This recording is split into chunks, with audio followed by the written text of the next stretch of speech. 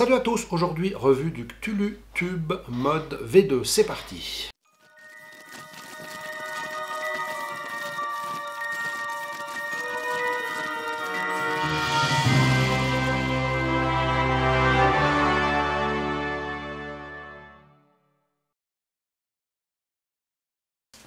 Alors le Cthulhu Tube mode 2, c'est donc là, évidemment la version 2, parce qu'ils en avaient fait un déjà il y a quelques temps. Hein.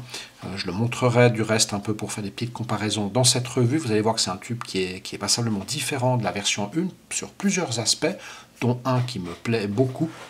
C'est la version SS, il y a aussi une version noire. À l'intérieur, on a une pochette dans lequel se trouve notre tube. Et puis on a encore un petit mode d'emploi. Ce tube, alors qu'est-ce qu'il a de spécial? Tout d'abord, il y a un MOSFET qui est logé ici à l'intérieur. Je vous le montrerai après en détail. En revanche, il a un switch au cul et non plus sur le côté comme le V1 qui avait le switch ici. Là, on a vraiment un switch à l'arrière qui est un switch méca. Et ça, c'est vraiment top. Personnellement, sur un tube, j'aime beaucoup avoir le switch ici à l'arrière. Et puis, on a la protection du MOSFET. Alors, sur le mode d'emploi, on va retrouver toutes les informations qui vont bien et les spécifications. Hein. Typiquement au niveau de l'électronique, donc du MOSFET. Alors je précise, comme je l'ai dit avant, que c'est un switch mécanique avec un verrou mécanique. Ensuite, au niveau d'électronique, on a une protection de court-circuit. On a une protection de polarité de la batterie, donc si vous la mettez à l'envers, il y a une protection si ça fait feu pendant plus de 10 secondes. On a une protection de tension trop élevée. On a une protection aussi qui évite que la batterie se décharge trop, hein, c'est-à-dire qu'au-dessous de 3,4 volts, le tube ne fonctionnera plus. Au niveau de la résistance, donc c'est le minimum 0,25 ohms. Hein, si vous allez plus bas, ça ne fonctionnera plus donc avec le MOSFET. Hein. Et puis, il est compatible en 18350 et en 18650. Alors, une information aussi très intéressante, si vous l'utilisez avec une batterie 18650, donc là, c'est résistance minimum 0,25 ohms, et puis choisissez une batterie qui peut délivrer une puissance minimum de 20 ampères.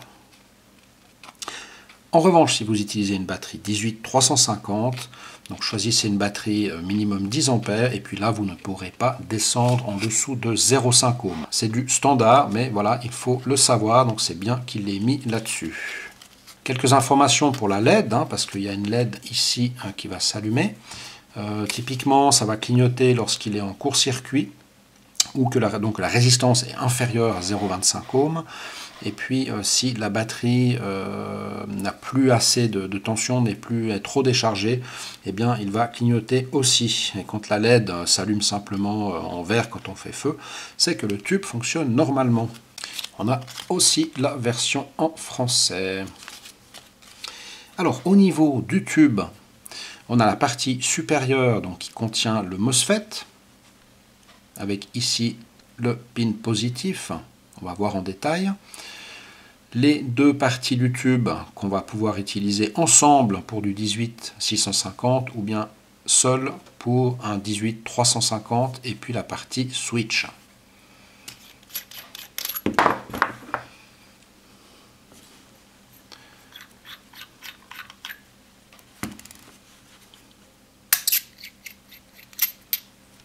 Voilà. Au niveau du switch, donc c'est un switch monté sur ressort. Alors je ne vais pas vous l'ouvrir car je n'ai pas cette pince spéciale qui permet d'enlever cette goupille. Et en principe, il n'y a pas de raison de le démonter. Voilà, sauf si vraiment il aurait pris du jus, etc. Mais normalement, en temps normal, il n'y a pas besoin de le démonter. Donc ce switch est verrouillable avec cette bague qui va se dévisser dans ce sens.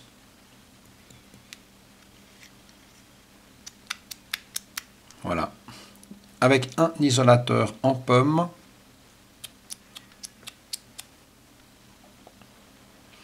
Donc je précise que toutes les parties métal, c'est de l'inox 304.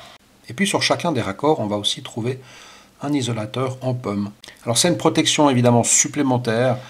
C'est toujours très important de bien vérifier que le wrap de vos batteries soit toujours absolument impeccable, exempt de trous, de déchirures, etc.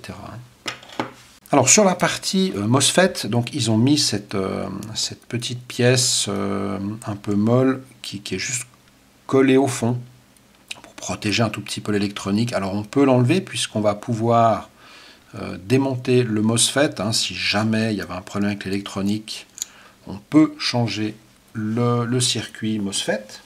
Donc ce circuit, il est maintenu ici avec une petite vis.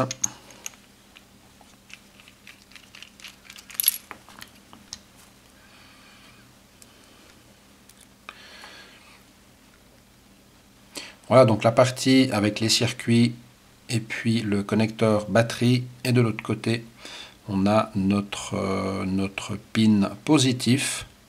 Alors ils avaient fait ça déjà sur la V1.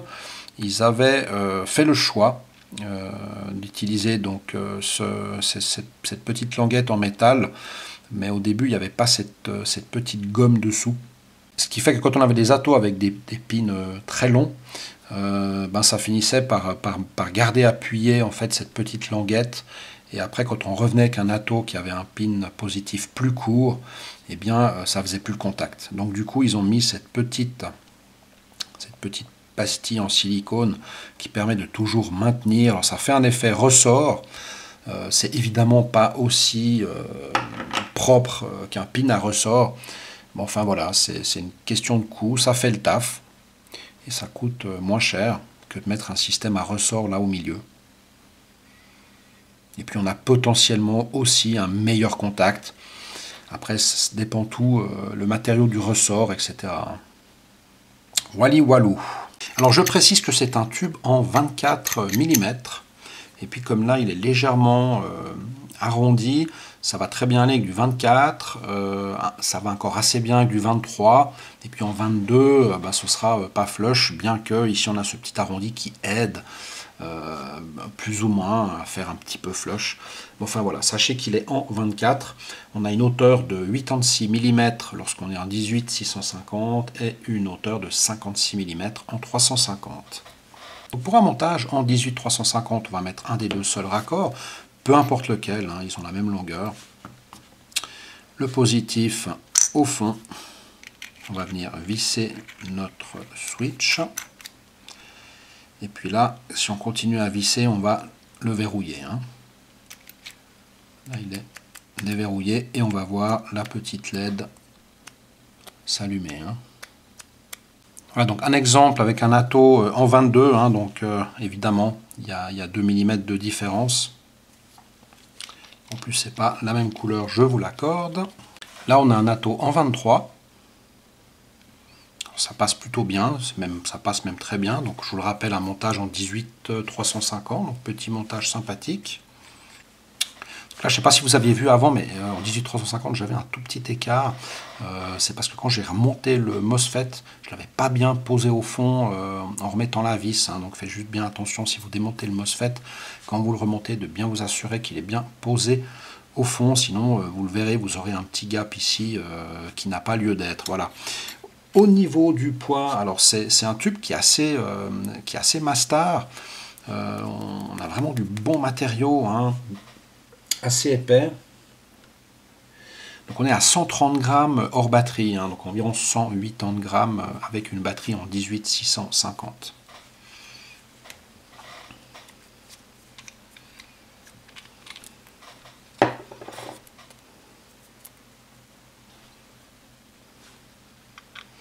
Là, je vais le monter avec le dernier Typhoon GT1, qui est pas mal du tout au passage.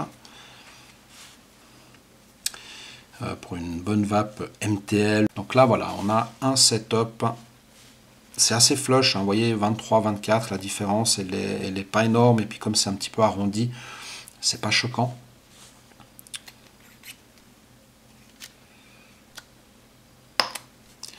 Voilà. Donc là, on voit bien la petite LED qui s'allume. Alors le tarif de ce tube, c'est environ une quarantaine d'euros. Donc c'est franchement pas cher pour un truc qui est propre, qui est bien fait. On a vraiment un tube solide dans les mains, qui est bien usiné, avec une belle gravure. Alors je ne l'ai pas bien montré derrière, hein, Cthulhu. Voilà. Et puis, si vous voulez le passer en full mecha, c'est-à-dire si vous voulez ne plus utiliser la partie MOSFET, vous pouvez acheter juste le cap. Alors évidemment, il sera un petit peu plus court, il n'y aura pas le MOSFET dedans, et puis à l'intérieur, dessous, il y aura encore un isolateur en pomme, et puis vous aurez donc un tube full mecha, avec, je le rappelle, montage du coup qui sera en hybride. Ça veut dire que il faut toujours qu'il y ait suffisamment de décrochés entre le négatif et le pin positif, sinon vous risquez le court-circuit. Et puis si vous passez donc avec cette option full mecha sans le MOSFET, il faut juste connaître la loi d'Ohm et puis savoir un petit peu ce qu'on fait avec la résistance. Alors que là, avec le MOSFET, pour le coup, vous êtes parfaitement protégé de tout ce qui pourrait mal fonctionner au niveau tension, hein, au niveau courant. Voilà encore un exemple de montage avec un FEV en 23 hein, sur du 24, ça passe bien. Donc voilà, une bonne vape en tube avec un switch au cul. On va repasser en plan large pour tester tout ça, parler des points négatifs, positifs et conclure. Donc comme je vous l'ai dit, c'est pas un tube léger, hein, puisqu'on a quand même des pièces en inox qui sont bien présentes, qui ont une certaine épaisseur. Donc ça donne un bon setup bien costaud. Enfin, moi personnellement j'aime beaucoup ça. On a vraiment l'impression d'avoir quelque chose dans la main de costaud.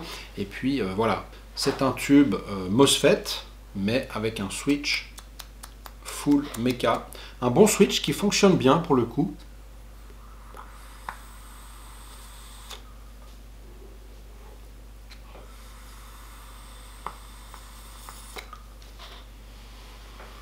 C'est taquet, ça marche bien, il n'y a aucun souci à ce niveau-là.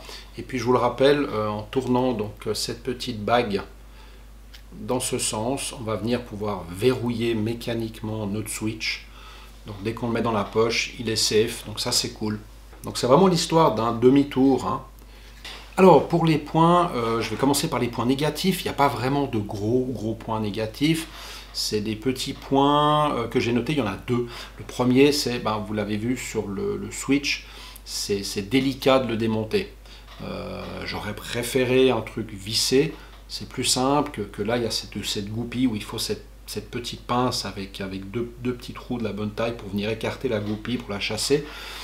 Voilà, c'est pas le switch le plus facile à démonter. Maintenant, en principe, on n'a jamais besoin de le démonter.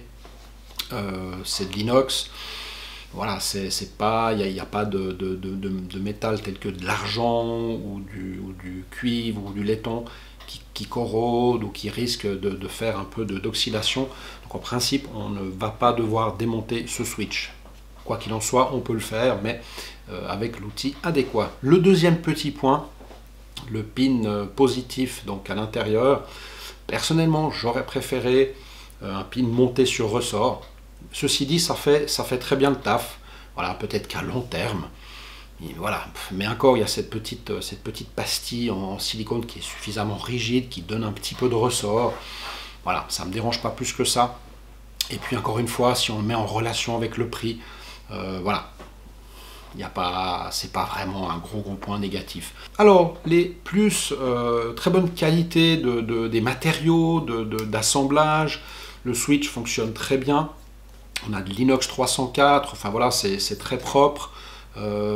C'est solide, c'est costaud, c'est bien fichu. Deuxième gros point, la protection MOSFET, mais tout en ayant un vrai switch mecha à l'arrière, et ça franchement j'adore, je trouve que c'est une super bonne idée de l'avoir fait. Et puis un excellent rapport qualité-prix, voilà, c'est une quarantaine d'euros, 40-50 euros, puis après ça dépend si vous voulez le passer en full mecha, donc en achetant cette petite pièce sans le MOSFET. Donc en conclusion, si vous voulez vous lancer dans la vape en tube mecha, mais voilà, vous voulez une protection MOSFET, vous n'avez pas forcément un budget très élevé, et c'est le bon choix, clairement. Et puis après, si vous avez envie de vous lancer vraiment dans le full mecha, ben oui, il vous suffira d'acheter cette petite pièce pour un peu moins de 10 €, hein, qui vous permettra donc de passer en méca hybride. Là, évidemment, il faudra bien connaître la loi d'Ohm, faire attention à ce qu'on fait, hein, comme je l'ai dit, avec la différence de hauteur au niveau du pin de l'atomiseur, donc pin positif, négatif, hein, il faut qu'il y ait une petite différence suffisante pour éviter le court-circuit. Donc là, franchement, pour débuter dans le méca ou pour avoir un tube qui est joli, qui est de bonne facture et qui coûte pas cher avec soi, c'est vraiment le bon choix. Voilà, moi je vous dis à très bientôt pour une prochaine revue. D'ici là, portez-vous bien, tout de bon, ciao.